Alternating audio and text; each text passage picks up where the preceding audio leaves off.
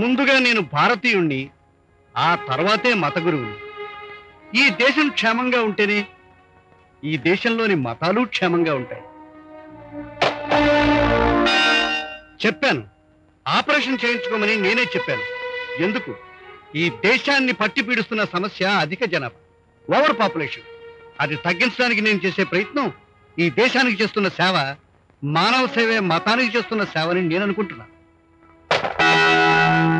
చెప్పాను, చర్చికి రాకండి, పనులకు వెళ్ళండి అని చెప్పాను. ఎవరికి? పనులది మర్చిపోయి చర్చిని మాత్రమే నమ్ముకున్న పామరులకు చెప్పాను. ఎందుకంటే పని చేసే చోటు దేవాలయం, చేసే పని దైవం నమ్మకపోతే భక్తి భక్తి ఉండదని నేను నమ్ముతున్నాను కనుక. నెక్స్ట్ క్వశ్చన్, ఆ పాలిటిక్స్. పంచాయతీ బోర్డు స్కూలు కట్టించి 8 ఏళ్ళైంది, టీచర్ లేడు. కరెంటు స్తంభాలు నాటించి 6 ఏళ్ళైంది, కరెంటు లేదు. పంట కాలువలు తవ్వించి 2 ఏళ్ళైంది, నీళ్లు లేవు. తడితే కాని తలుపులు తెరవబడం అనేది బైబుల్ సూక్తి. అందుకనే పని చేయడం మర్చిపోయిన అధికారుల తలుపులు తట్టాం. Next, Nirmala. Love is God and God is love.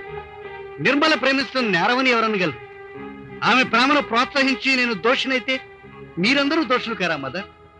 ఆ విషయం చెప్పగానే వివరాలు అడగకుండా, విచారించకుండా మీరంతా ఒక్కమడిగా పెళ్లి తాంబూలాలు పట్టుకుని పేరంటాళ్ళ ఇక్కడికి వచ్చారే. మీ అందరిలాగా ఆమెకు సుస్థిర జీవితం ఏర్పడాలని నేను కూడా కోరుకోవడం తప్ప మదర్? ఆఖరిసారిగా ఒక్క మాట, మంచి పనికి మతం లేదు, మతానికి మంచితనం ఎన్నటికీ అడ్డురాదు.